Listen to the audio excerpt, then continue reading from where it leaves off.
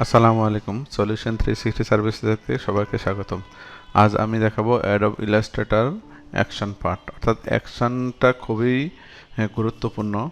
তো আমরা এর আগে ফটোশপে দেখাইছিলাম, যেমন আমি যদি যে ফটোশপের টিউটোরিয়ালে যাই, এখানে দেখাচ্ছি। এখানে ডিটেলস দেওয়া আছে ফটোশপ অ্যাকশনটা ফটোশপে দেখাইছি। তো আজকে আমি দেখাবো ইলাস্ট্রেটর কিভাবে অ্যাকশনটা কাজ করেছে।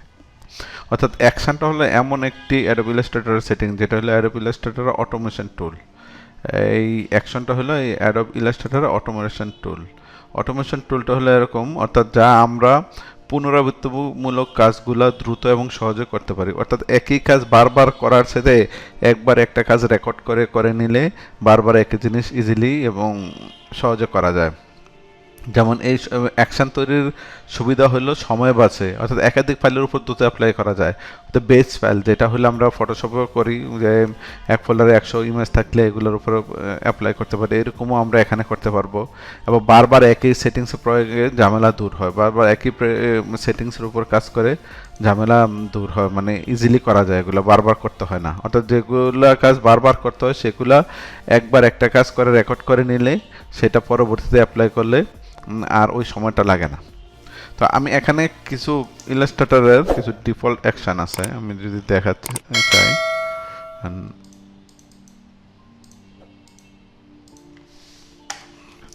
যেমন আমার এখানে কিন্তু ডিফল্ট কিছু অ্যাকশন থাকে ইলাস্ট্রেটরের। অ্যাকশনগুলো যদি আমরা অ্যাপ্লাই করি, এটার উপরে যদি আমি আরেকটা মারি, ধরেন এটা কি দেখেন, এখানে অপাসিটি, এখানে যদি আমরা অ্যাকশনটা প্লে হই, দেখেন আমরা ম্যানুয়ালি করতে হবে, আর ম্যানুয়ালি করে অটোমেটিক দিলে অ্যাপ্লাই হয়ে গেছে। দেখেন অপাসিটি কমে গেছে। এখানে বিভিন্ন রকম আছে, আপনারা এখান থেকে ডিলেট আনইউজুয়াল প্যানেলগুলো আমরা যেগুলো দরকার হয় না এগুলো আমরা এখান থেকে ডিলিট করতে পারি। এই যে এখানে অনেকগুলো ইয়া থাকে, এগুলো আমাদের দরকার না, অনেক সময় আমরা এগুলো ডিলিট করে নিতে পারি। তারপরে এখানে বিভিন্ন রকম আছে। তো এই অ্যাকশনগুলো আমাদের অনেকগুলো সুবিধা, তো এইগুলা কিছু ডিফল্ট থাকে, আর আমরা হলো ম্যানুয়ালি করবো। এগুলা ম্যানুয়ালি করলে কিভাবে করে সেটা দেখাবো। তো ম্যানুয়ালি করার আগে আমরা এখানে দু একটা জিনিস দেখাই। একটা হলো যেমন আমরা অনেক সময় যে লিফলেটের কাজ টাজ করি, যেমন এরকম ছোট ছোট লিফলেটের কাজ টাজ করি, তখন এখানে যদি আমি কয়েকটা এন্টার দিলাম, তো এইখানে যে আমি এখানে একটা অ্যাকশন ইয়ে করছি, প্যারাগ্রাফগুলো সেটিং দেখেন অটোমেটিক এখানে প্যারাগ্রাফ সেটিং হয়েছে একটা নির্দিষ্ট দূরত্বে। এটা সাধারণত আমরা করি এলো প্যারাগ্রাফ, এখান থেকে প্যারাগ্রাফ থেকে এটা করি। এটা কিন্তু একটা আমরা নির্দিষ্ট একটা করে রাখছি। এখানে দেখেন, আপনি এখানে যদি যান ডিটেলসটা এখানে দেখতে পারবেন, যে অ্যালাইনমেন্ট কোন দিকে কি কতটা কি সবগুলো এখানে দেখে যায়। ইনডেন্ট, এটা হলো ইনডেন্ট 10 পয়েন্ট।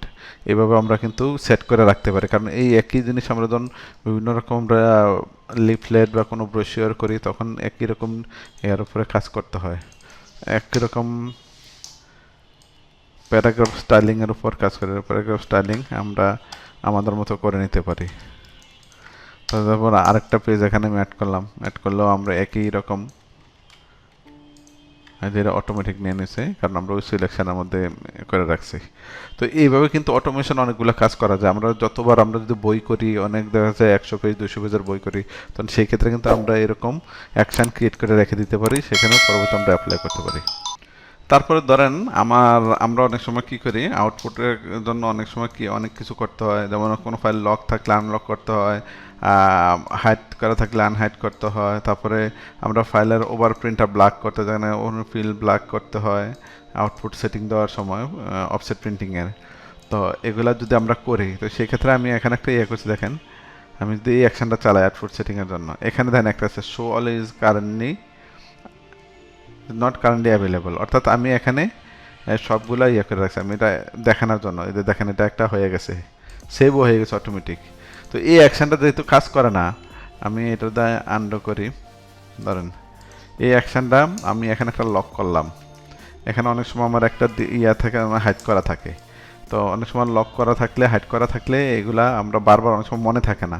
সেক্ষেত্রে আমি যদি এরকম একটা অ্যাকশন তৈরি করে নিই, দেখেন অটো আনলক সব কিছু গেছে। দেখেন এখানে হাইড ছিল, এটা লক করা ছিল, সবে এসে পড়ছে। এবং কি এটা দেখেন আপনি ওভারপ্রিন্ট আছে, ওভারপ্রিন্ট ফিল করে ফেলছি, কারণ এগুলো আমরা আউটপুট সেটিং করার সময় অনেক সময় দরকার হয়। তার জন্য এরকম কিছু সেটিংস যদি আমরা করে রাখি তাহলে আমাদের অনেক উপকার হয়। তো এই সেটিংসগুলো বিভিন্ন ডিজাইনার বিভিন্ন এরকম অটোমেশনের সেটিংসগুলো আমি দেখাবো। তো দেখাই তাহলে সবার আগে আমরা জানতে হবে যে অ্যাকশন প্যানেলটা কি, অ্যাকশন প্যানেলের কোনটা দিয়ে কী কাজ করে। তো অ্যাকশন প্যানেল যদি আমরা এখানে না পাই, উইন্ডো থেকে আমরা এখান থেকে নিয়ে আসতে পারি যে এই যে অ্যাকশন অ্যাকশন চলে গেছে, আবার অ্যাকশন নিয়ে আসলাম। ফটোশপেও আছে একই অবস্থা।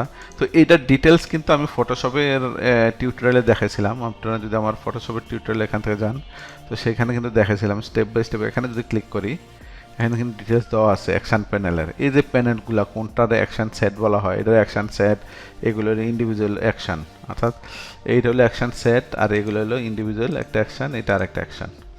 তো এটা কিন্তু ফটোশপের মতোই আছে, এর জন্য আমি ফটোশপেরটা আপনাদেরকে দেখাইলাম।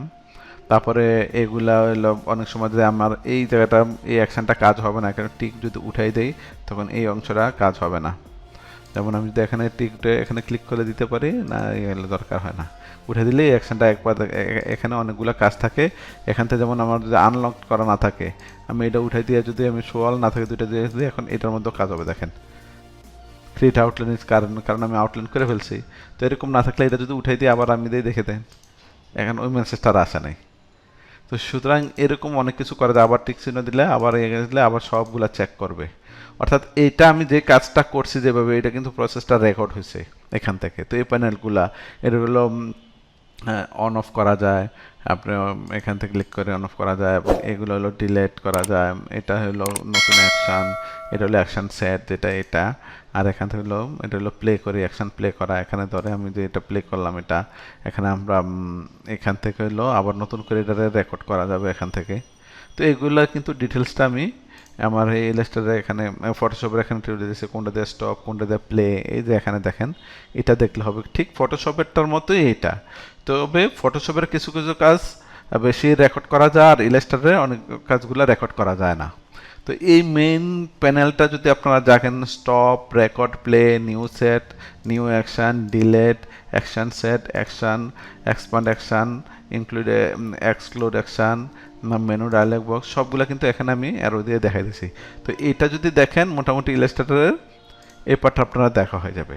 তো এইগুলা কিন্তু এখান থেকে আমরা এভাবে করা হয় যে আসলে আমি আমার ইলাস্ট্রেটরের জন্য যে 4টা অ্যাকশন আমি এখানে রাখছি, এই 4টাও অবশ্যই জানতে হবে যে কোনো অ্যাকশন তৈরি করতে। তো আমি এর জন্য এই 4টা অ্যাকশন আপনাদেরকে আমি দেখাবো সবগুলা। পরবর্তী টিউটোরিয়ালে দেখাবো কীভাবে নতুন অ্যাকশন টুল করা মানে ক্রিয়েট করা যায়, রেকর্ড করা যায়। তারপরে insert menu item, insert stop, অর্থাৎ সব কিছু অ্যাকশনে রেকর্ড হয় না। তো কিছু কিছু জিনিস রেকর্ড করতে হলে সেক্ষেত্রে মেনু আইটেম ইউজ করা হয়। সেটা হলো এখান থেকে মেনু আইটেম, এগুলা অনেকগুলা এখান থেকে ইউজ করা হয়। তো এগুলো প্রত্যেকটার কিন্তু আমরা এখানে দেখাচ্ছি, স্টার্ট, রেকর্ডিং, রেকর্ড, এন, সব এখান থেকে এগুলা আমরা কাজ করছি। তো পরবর্তী টিউটোরিয়ালে আমি কিন্তু এটা দেখাবো যে কীভাবে অ্যাডোব ইলাস্ট্রেটর অ্যাকশন তৈরি করা যায়। আজকে শুধু এটার ডেসক্রিপশনটা দেখালাম। তবে ফটোশপের অ্যাকশনটা যদি আপনারা দেখেন, এই অ্যাকশনগুলোর মতোই এখানে, শুধু দেখলে আপনাদের এই যে এখানে প্রত্যেকটা নেম ইন্ডিভিজুয়ালি আমি এখানে একবারে ডিটেল স্ক্রিনশট দিয়ে দেখাই দিচ্ছি। তো এইটাই যদি দেখেন তো আপনাদের উপকার হবে, তাহলে বাকি অ্যাকশনগুলো বুঝতে চেষ্টা করতে পারবেন। তো এখানেও মেনু আইটেম, ইনসার্ট স্টপটা আছে, এটা যদি দেখে নেন, এখানেও সেভ অপশন আছে। এই সবগুলো যদি দেখে নেন, তা পরবর্তীতে আমি বাকিগুলো আপনাদেরকে বুঝাইতে এবং আপনারা বুঝতে সুবিধা হবে। তো আজ এই পর্যন্ত। পরবর্তীতে আমি দেখাবো এই অ্যাকশনটা খুবই দরকার। এমন কিছু আছে অটোমেশনের জন্য যেগুলো অ্যাকশনে কাজ করা যায় না, সেগুলো স্ক্রিপ্টিংয়ে কাজ করবে। তো স্ক্রিপ্টিংয়েরটা বুঝতে হলে আগে অ্যাকশনটা বুঝলে খুবই ভালো হয়। এর জন্য আমি দেখাবো স্ক্রিপ্টিংয়ের কীভাবে আপনার চ্যাট জিপিটির মাধ্যমে স্ক্রিপ্ট তৈরি করা যায়, স্ক্রিপ্ট তৈরি করে কীভাবে আমরা আমাদের যেগুলো রেকর্ড করতে পারি না এগুলো আমরা কীভাবে স্ক্রিপ্টিংয়ের মাধ্যমে ইজিলি করতে পারি সেগুলো দেখাবো। তো আজ এই পর্যন্ত। আল্লাহ হাফেজ।